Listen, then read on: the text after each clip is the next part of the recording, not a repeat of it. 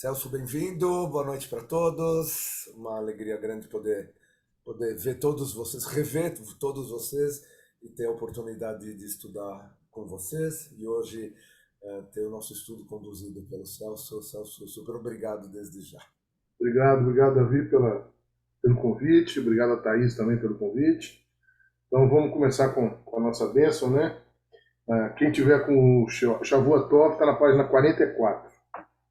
Baruch atah Adonai Eloheinu melech haolam asher kiddushenu b'mitzvotav v'tzivanu la'asok b'divrei Torah. Amém. Ve'arev na Adonai Eloheinu et divrei Toratecha befinu uvefi amcha be'Yisrael. V'nihyeh anachnu v'tzetzainu v'tzetzai amcha be'Yisrael. Kulanu Yodei Shemecha velomdei Toratecha lishma. Baruch atah Adonai hamelamed Torah le'amo Israel. Amém. Baruch atah Adonai Eloheinu melech haolam asher bachar banu mikol ha'amim ונתן לנו את תורתו. ברוך אתה אדוני נותן התורה. Amém. Amém. Deixa eu projetar aqui o PowerPoint, vamos ver se ele vai ser bem comportado hoje. Normalmente ele não é. Vamos lá.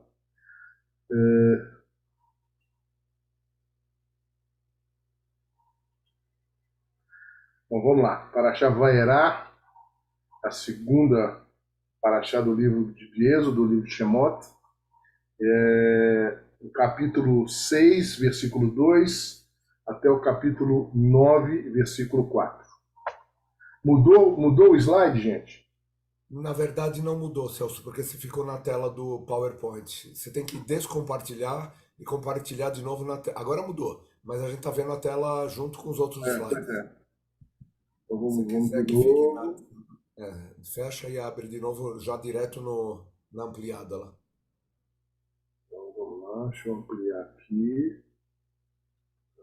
Share dessa. Agora, só um minuto. Só um minuto. Acho que não vai dar certo, não. Não, então tudo Qualquer coisa bem. vai na pequena. Também funciona, não tem problema. Então vamos na sem crescer aqui, que eu acho que vai ser mais fácil. Então tá bom. Beleza. Então, os temas tratados na Parashá. Primeiro começa com a revelação de Deus a Moshe e a renovação da promessa de libertação, melhor, a renovação do pacto junto com a libertação da escravidão. O pacto que ele fez com Abraão, né, de levar o povo para a terra prometida, para a terra de Canaã. E aí vem com essa questão, junto com a libertação da escravidão. Depois, Deus ordena a Moisés para interceder junto ao faraó pela libertação do povo. Moisés então se apresenta ao faraó. A gente tem o episódio do cajado e da serpente. E depois tem o início das pragas, que são as 7 primeiras pragas: sangue, rãs, piolhos, insetos. Está com asterisco que já eu falo sobre ele. Peste do gado, furúnculos e granizo. Então, a gente começa com a revelação de Deus, que eu trouxe aqui uma pintura de um pintor francês chamado Eugène Pluchart, que traz essa revelação aqui. E Deus se revela a Moisés dizendo uma coisa interessante, que ele fala que ele era chamado de El Shaddai para Abraão, Isaac e Jacó, e que ele é Adonai a partir de agora para o povo, é assim que ele se revela a Moshe. Inclusive nos 2 primeiros versículos, Deus tem 3 nomes diferentes. Ele fala assim, vai da Ber Elohim, ou seja, que Elohim disse, eu sou Adonai, Ani Adonai, e eu era El Shaddai, mas na realidade é o mesmo Deus, né? Ele se apresenta apenas com três nomenclaturas diferentes. Que é o que eu trago aqui. Fala Moisés, salvando que antes, para os patriarcas Abraão, Isaac e Jacó, ele se revelara, Vairá, daí vem o nome da Parashá, como El Shaddai, mas que agora ele se faz conhecer pelo tetragrama, que a gente lê como Adonai.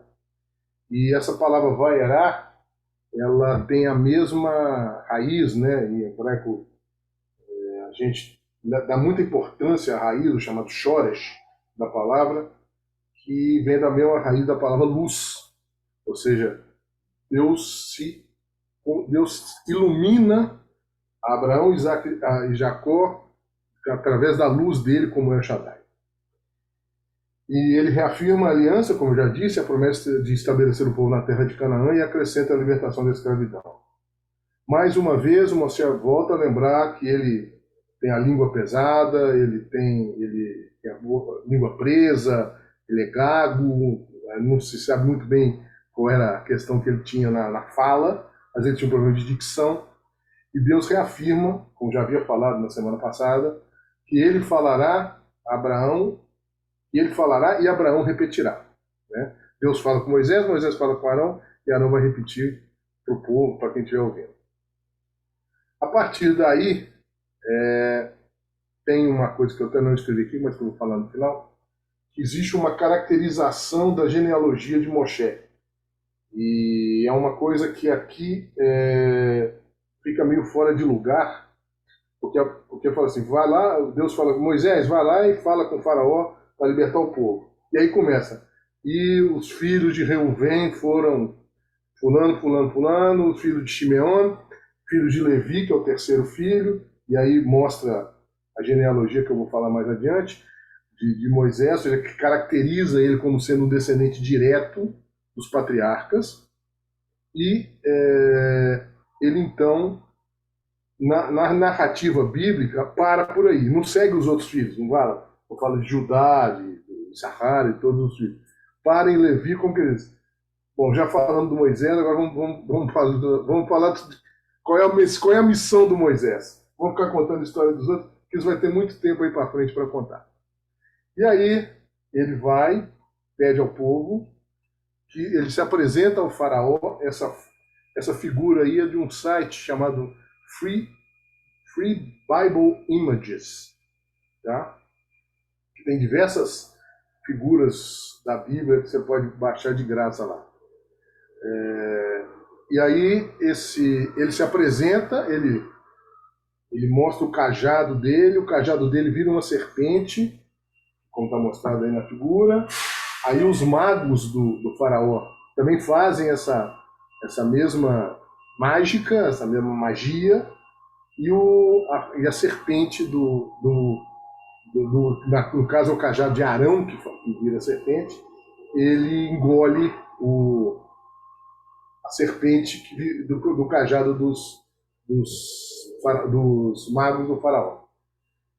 Existe eu vi hoje isso, até não coloquei aí, que uns rabinos que traduzem não como serpente, mas como um crocodilo. Essa serpente não seria serpente, seria um crocodilo. E daí começamos aí então o faraó se nega, e aí começam as pragas. Deus fala com Moisés, coloque seu cajado, com Moisés e Arão, coloque seus cajados sobre o rio Nilo e a água vai virar sangue.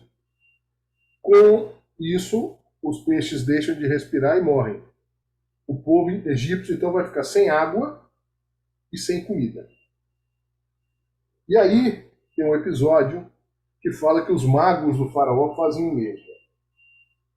Mas só que no próprio relato bíblico diz o seguinte: toda a água do Egito se tornou em sangue, inclusive a que estava em potes de cerâmica dentro das casas.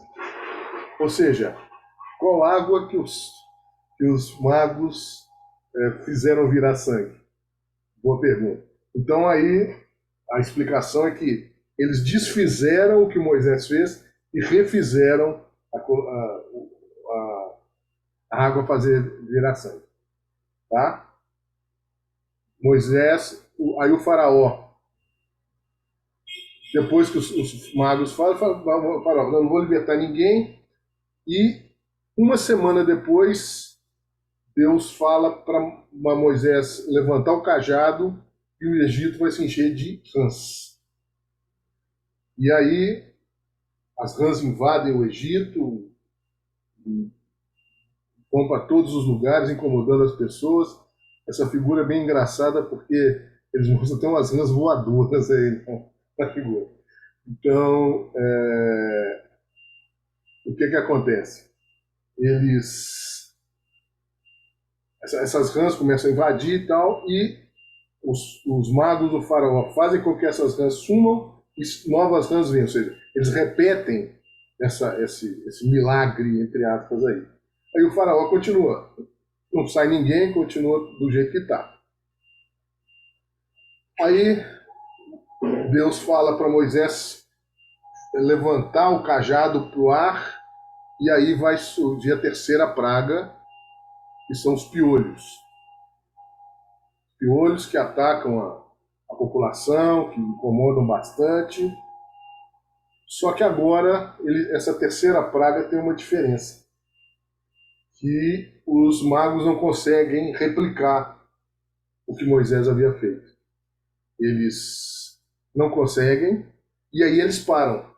Eles param de tentar, pelo menos é o que consta no relato dele.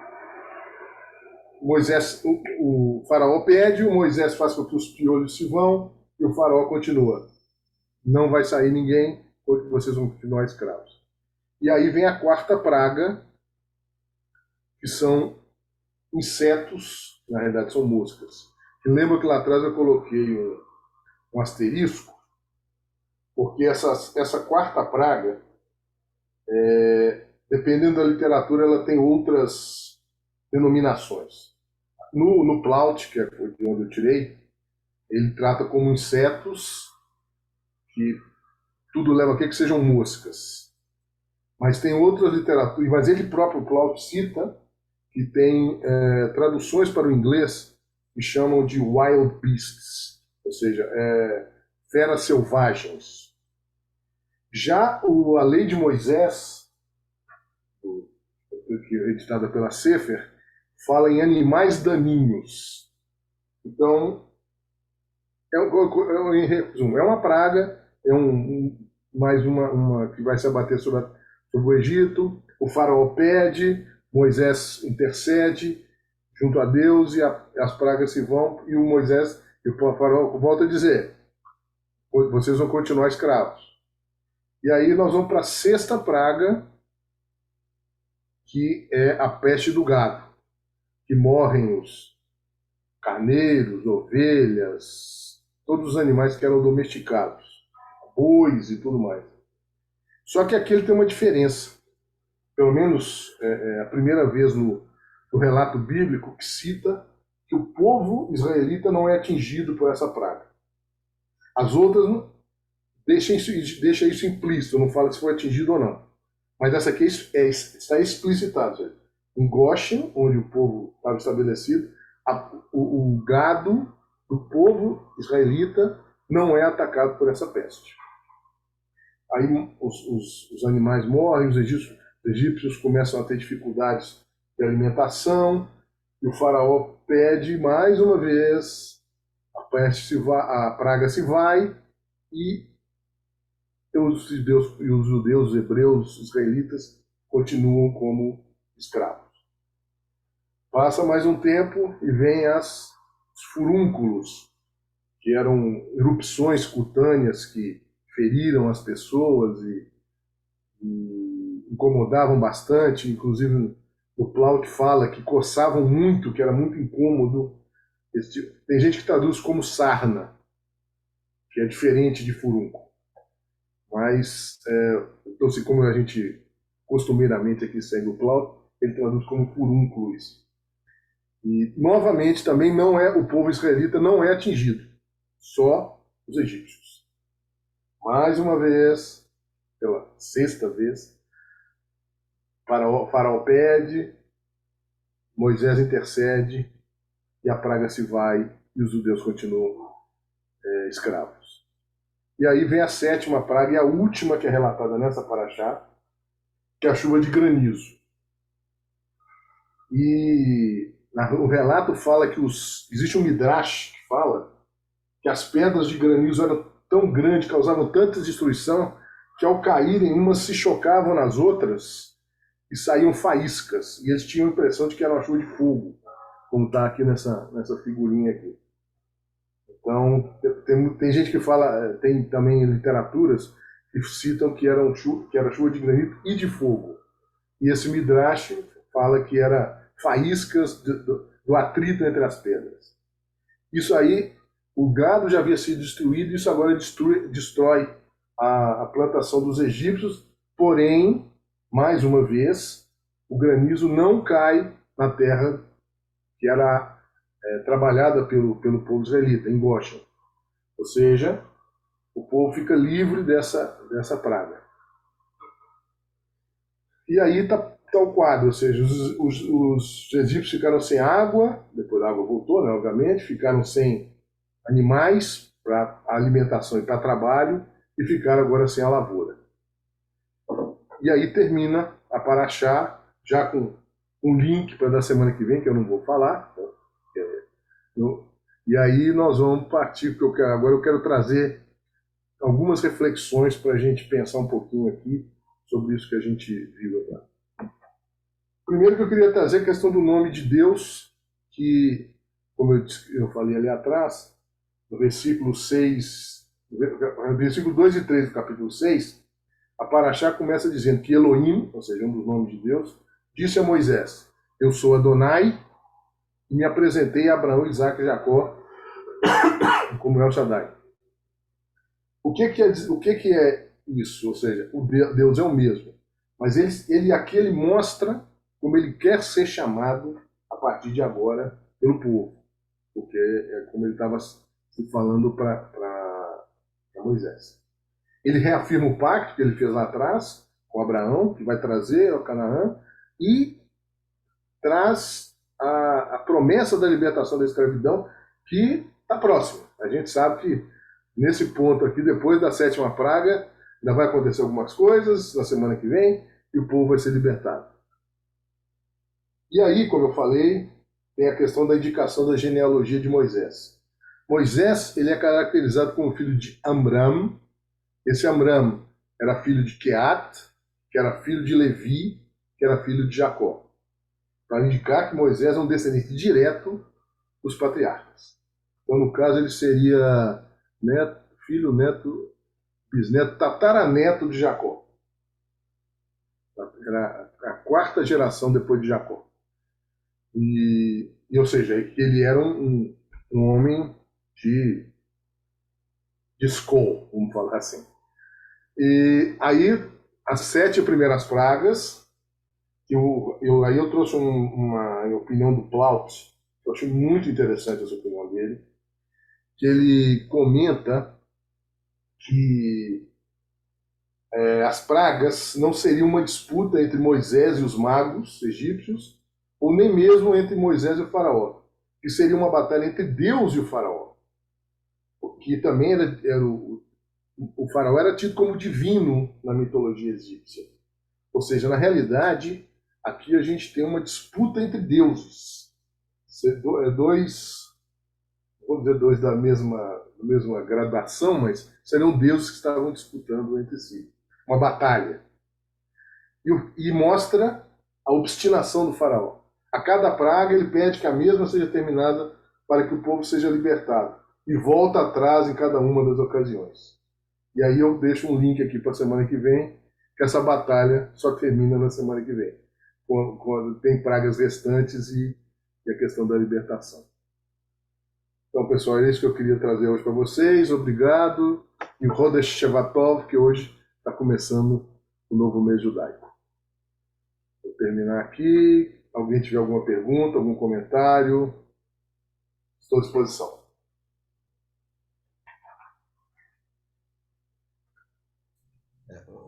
Obrigado, Celso. Uma questão que é recorrente quando a gente estuda essa paraxá e a próxima também, né?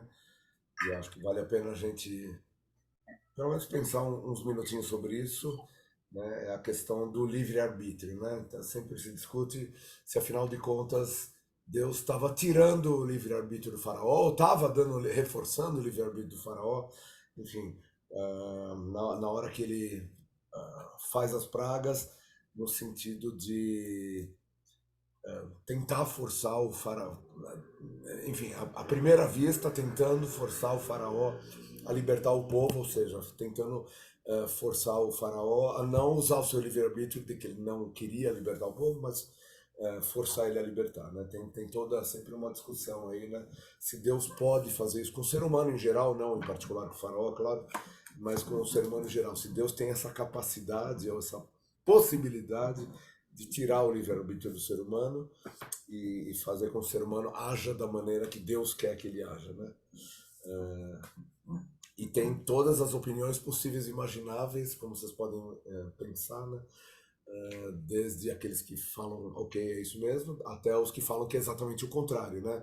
Deus, na verdade, estava com as pragas reforçando o livre-arbítrio do faraó, porque ele, nessa hora que ele manda a praga, né, ele de alguma maneira ele reforça a questão, e o faraó mostra isso na prática, né, na hora que ele nega deixar o povo sair, né, reforça, dá essa força para o faraó de que ele está certo em não deixar o povo sair, né, enfim. Pode ir para um lado, pode ir para o outro, enfim. Mas acho que é uma questão interessante para a gente pensar do ponto de vista geral, não especificamente dessa paraxá ou do faraó, né? Enfim, não é o nosso foco de vida, né, o faraó.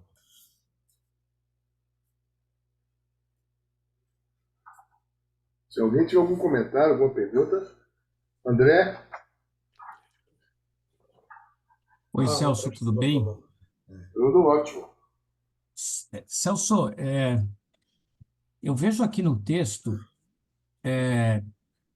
tem uma parte do texto que faz uma pequena referência que Moisés, ainda inseguro, né, do papel dele, ele recebe um comentário de Deus dizendo: eu vou colocar você como Deus na frente do faraó, tá? E aí tem outras conversas que vão e que vêm, e aí numa delas Moisés também fala: mas como eu me apresento para o faraó se nem os meus próprios acreditam em mim? Como você vê a evolução? Pode ser até com uma certa perspectiva até na próxima paraxá, tá? Aliás, Shmot também tem alguma potência de Deus aparecendo também, embora ele apareça um pouco mais tarde, a partir da sarça ardente, ele aparece em cena, né? Enquanto isso são seres humanos que se desenvolvem per si, né? Moisés mata o feitor, depois ele vê dois compatriota não, porque ele nem se sentia ainda um judeu, né?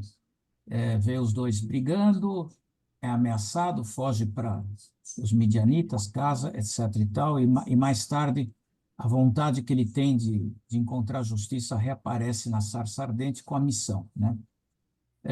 A pergunta é, tem alguns traços um pouco mais, assim, flagrantes de que o próprio povo escravo ainda desconfiava ou não acreditava que eles seriam salvos? E em que ponto, em que momento você enxerga que há uma reversão da própria crença do povo, que ele realmente pode ser livre e que, de fato, Moisés veio para ser a nova liderança a libertá-los?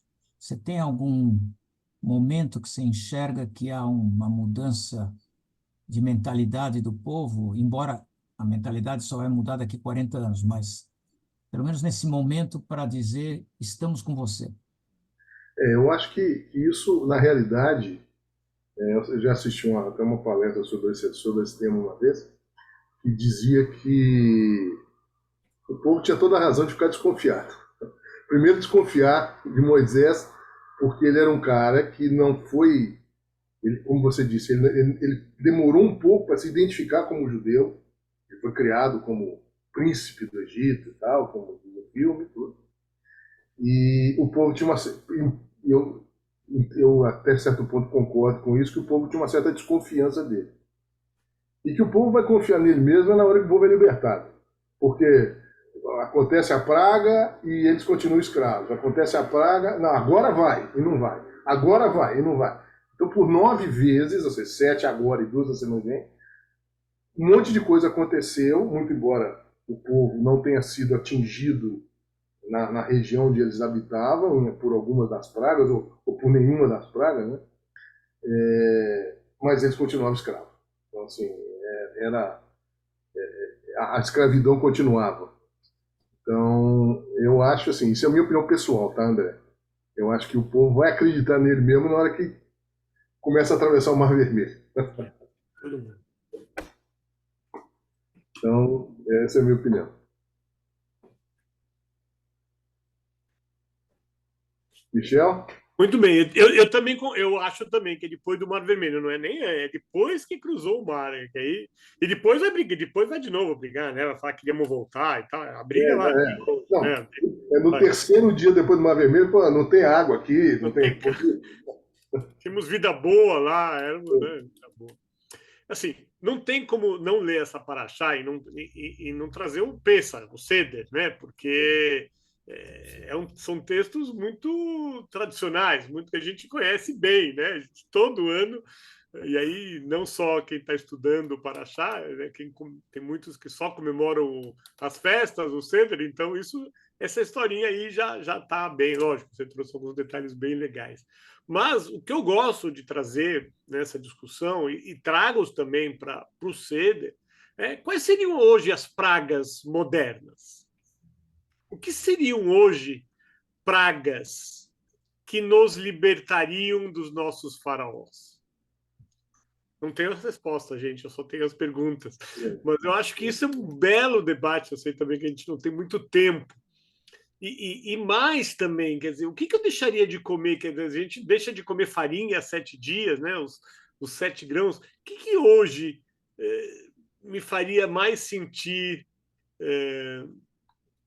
nessa passagem da escravidão para a liberdade? Mas trago só uma ideia de praga, né? Acho que só trago uma ideia de praga moderna, né? Eu acho que a questão climática, né? A gente está sentindo aí essa semana em São Paulo, quem está em São Paulo, todos os dias há várias árvores caindo, né? Então, assim, é uma praga moderna, né? Essa muito quente, muito frio e questões climáticas, só para trazer isso para os dias atuais.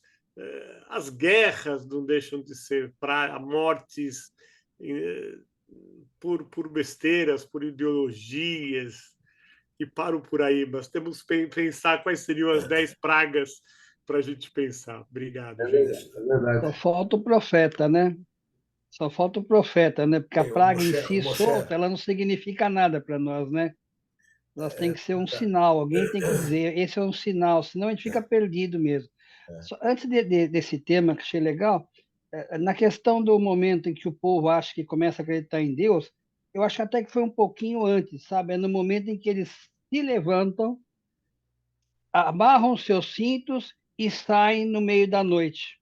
Aí o cara acredita. E até lá ele foi muito passivo. Nesse momento ele teve que acreditar, senão não saía do lugar, né? Eu também acho que é por aí, que é a hora que dá do vamos, que agora vai e agora vai, né? Porque eles falaram 9 vezes, agora vai e não foram. Foi o único momento em que o povo realmente precisou fazer alguma coisa e fez, né? Seguiu o profeta, acreditou. Acho que foi o primeiro momento, seria por aí. Na questão das pragas, eu só falo assim, só está faltando, as pragas nós temos um monte, né? Só está faltando um profeta, alguém para dar um sentido para tudo isso, né?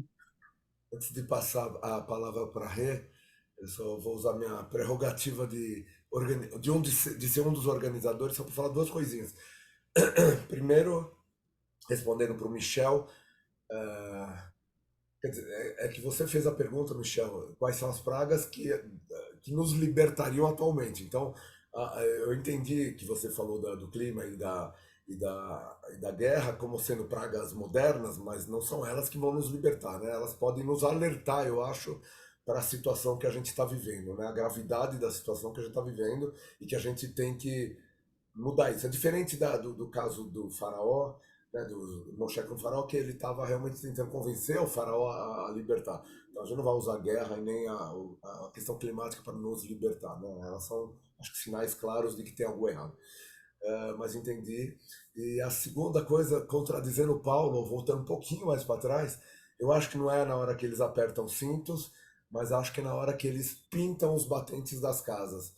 Né? Nessa hora eles tinham que acreditar que alguma coisa estava acontecendo, porque ninguém vai sair pintando nada, se não, não tem nada a ver esse negócio, né? Então, enfim, fica como outro ponto que para mim é importante. E deixa, o resto eu vou falar depois. Rê, fala você.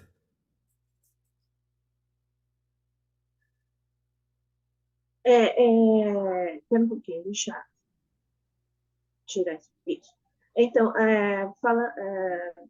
me ocorreu, quando o André fez um comentário muito interessante, me ocorreu que essa paraxá mostra, eu acho que na passada também, um processo de autoafirmação de Moisés.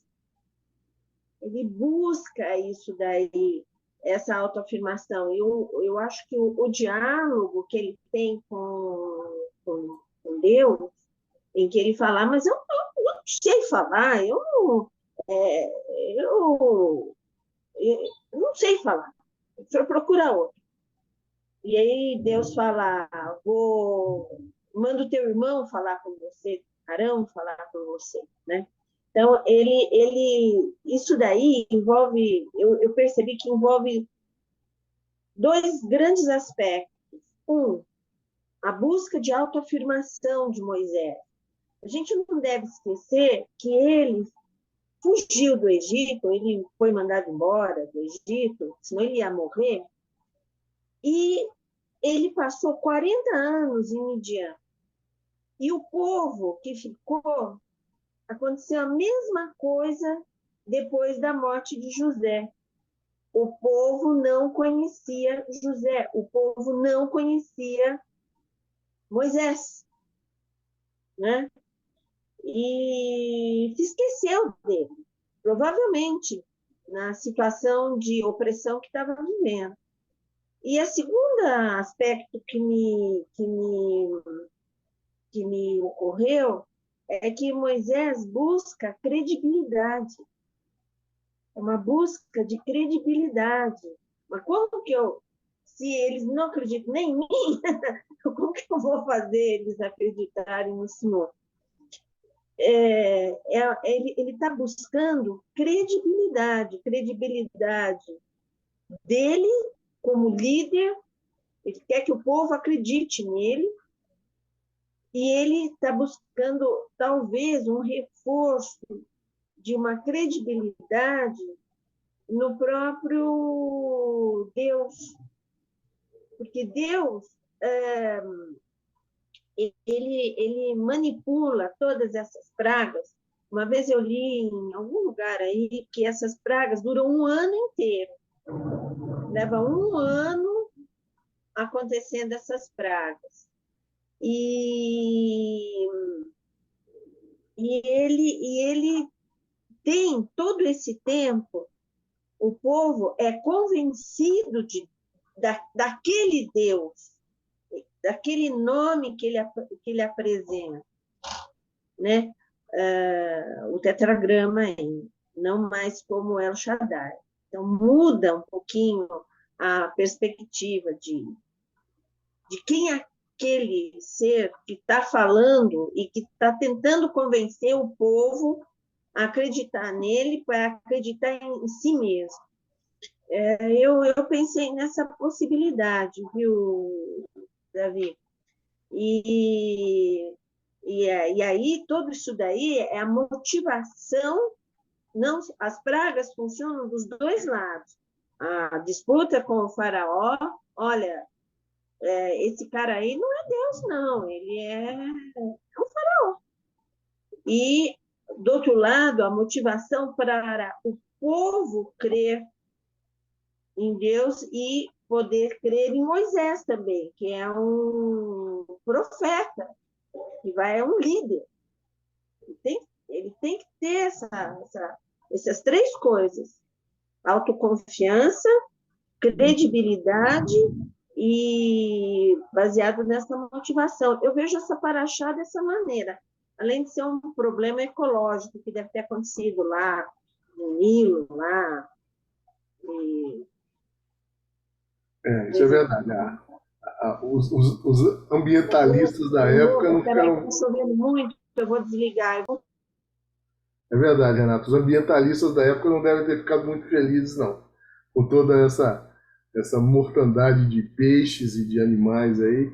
E é uma verdade o que você falou. A personalidade de Moisés vai se alterando ao longo do tempo, né, ao longo da vida dele, tanto que lá no final de Devarim, lá no final do Deuteronômio, ele chega para Deus e fala assim: depois de tudo que eu fiz, você ainda não vai me deixar entrar na Terra Prometida, você vai me matar ainda antes que eu entre. Então, ou seja, ele passa desse homem que dizem que é o homem mais humilde que já houve, né?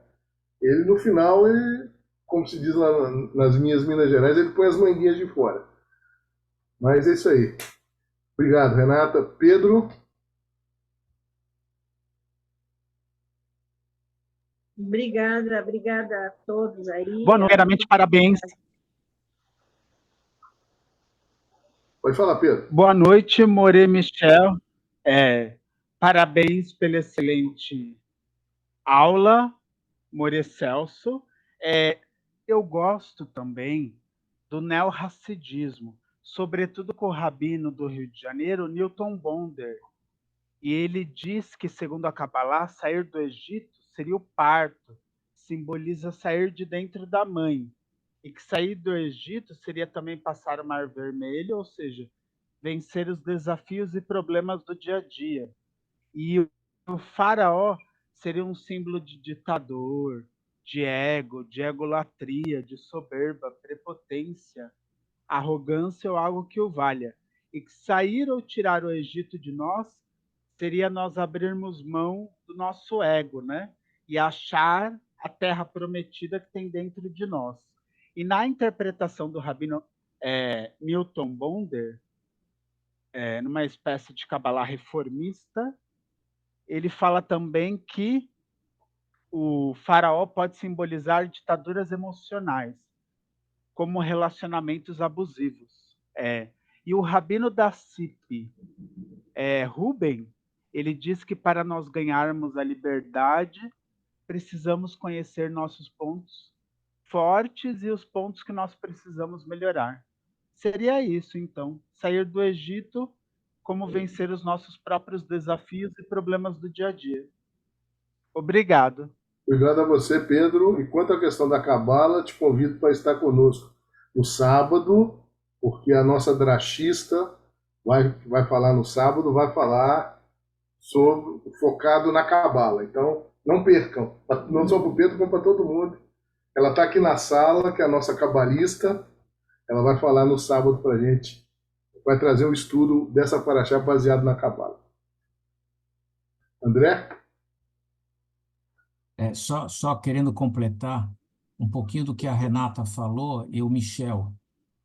Michel, eu gostaria de dizer, por exemplo, que a primeira praga nossa, moderna, é justamente não ter a característica de líder que Moisés tem. Você vê que Moisés se constrói, isso tem a ver com a credibilidade que a Renata fala, mas ele se constrói através de uma insegurança que ele não quer o poder, mas, na verdade, quem não quer o poder é o que tem o poder. E como é que ele se constrói não querendo ter o poder? Por algumas questões internas que ele conversa. Ele conversa com ele mesmo e conversa com Deus. Então, por exemplo, a primeira praga é não ter líderes como ele, que é o quê? Qual a característica de um verdadeiro líder? Primeiro, ele era gago. O que quer dizer gago? Provavelmente ele não é um demagogo. Então, ele não sabe falar. O que um demagogo normalmente tem é o que nós temos hoje como líder, né? A outra questão é que a primeira coisa que ele se pergunta quando ele recebe a missão é: quem sou eu? Quando alguém se pergunta quem sou eu, é um líder que está disposto a ouvir de alguém, se projetar no outro. No caso, ele quer se projetar no diálogo com Deus, ele quer se projetar com Deus, Deus responde desconcertantemente que ele não tem nome, e a ideia também de não ter nome nessa história, e depois aparece aqui nessa paraxá que tem 3 nomes, né? E mais tarde, alguns estudiosos da Torá dizem que Deus, ao longo de toda a Torá, recebe 72 nomes, né? Isso é interessante porque o sujeito que acorda e se pergunta quem sou eu, é um sujeito que está disposto a se conectar com a realidade, porque cada vez que você pergunta quem sou eu, você se desconstrói para se construir novamente na realidade que te aparece, porque você se desprovém de arrogância e você consegue enxergar a realidade. E esse quem sou eu, ele pergunta também, bom, tudo bem, Deus, eu vou falar em teu nome, mas qual é o teu nome? Quem é você? E ele recebe desconcertadamente a resposta de serei o que serei, ou seja, não tenho nome. Então, quem nomeia Deus é o próprio homem, não é Deus que se nomeia, porque Deus é fluido, contato com a realidade o tempo todo, por isso não tem nome. Porque se tivesse nome, estaria estratificado em alguma realidade construída em cima de um nome.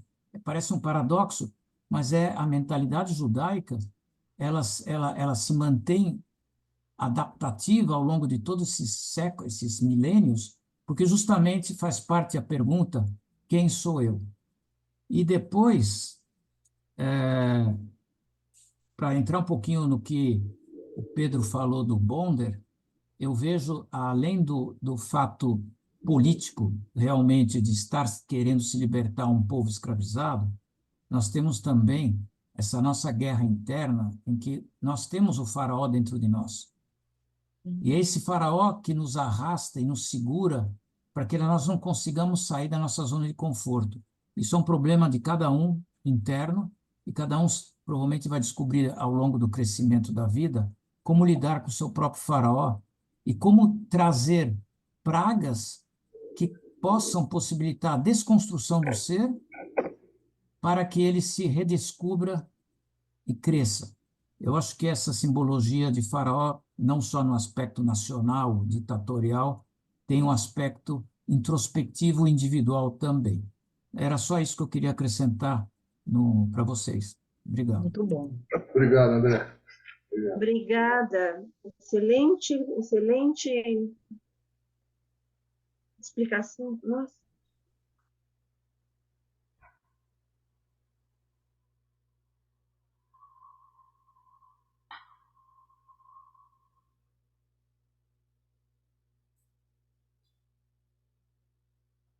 Mais alguém tem algum comentário, alguma pergunta?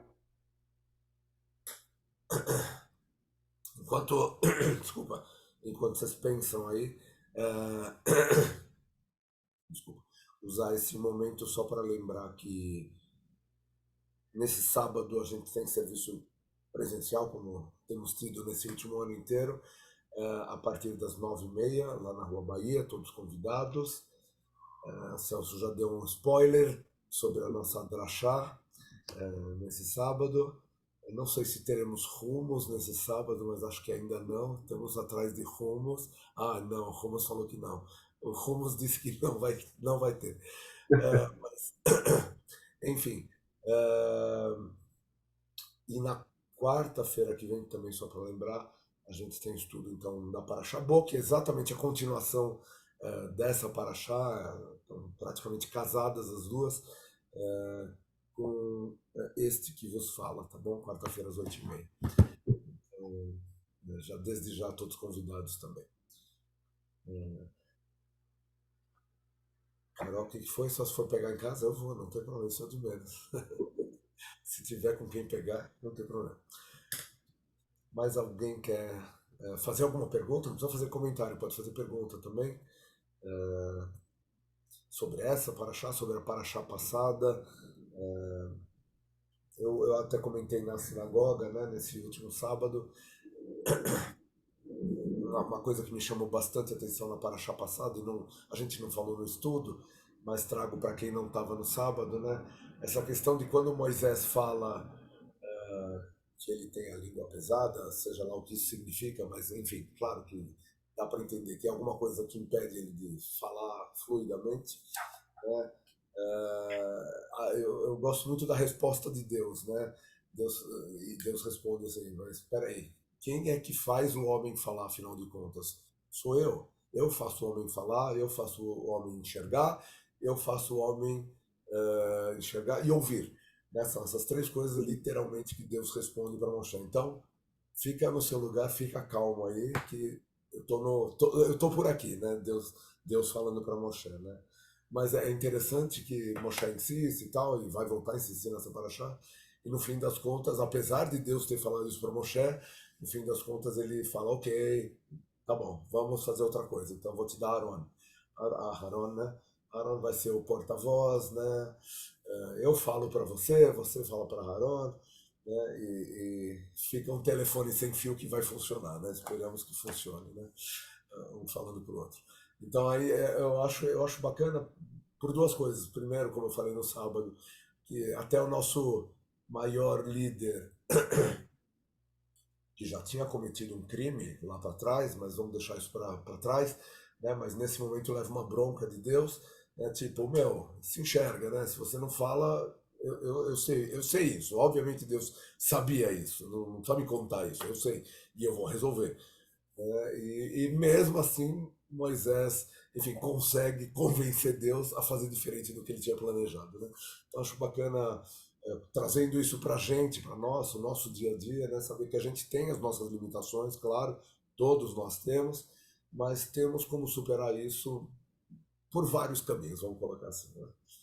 Temos que acreditar, né, que temos como superar isso, né? Seja nos aliando a pessoas que são melhores em aspectos específicos, seja confiando de que vai dar certo e vai dar certo mesmo, enfim. Acho bem bacana isso aí.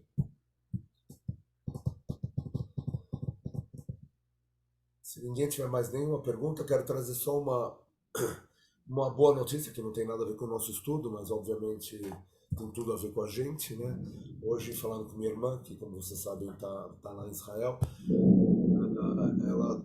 ela recebeu a boa notícia de que um dos filhos dela, pelo menos um dos filhos, que é o que está numa situação mais delicada, porque ele está dentro da faixa de Gaza já há muitas semanas, entra e sai, mas está, enfim, está servindo em Gaza.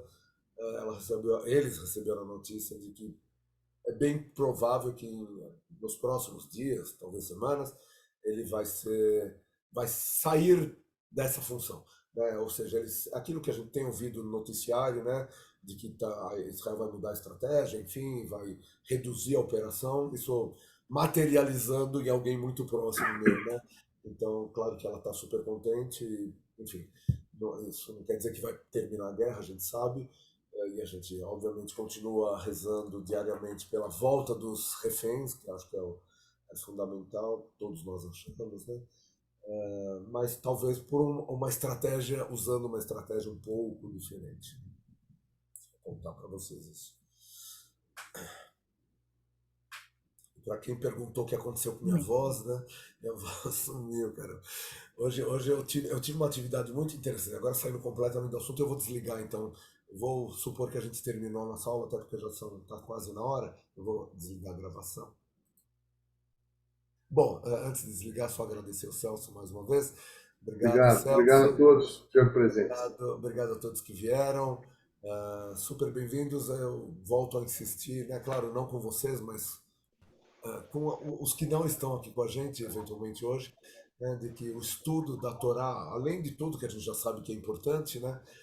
Nesse momento em particular que a gente está vivendo, com o povo agora falando, eu acho totalmente fundamental, né? Porque isso nos conecta a Israel, né? Todos nós que fazemos parte do povo de Israel, seja aqui na África do Sul, Israel ou na China, estamos estudando a mesma paraxá, né? Nessa semana. Então, de alguma maneira, estamos todos conectados e isso é super importante nesse momento. Boa noite a todos. Vou terminar aqui.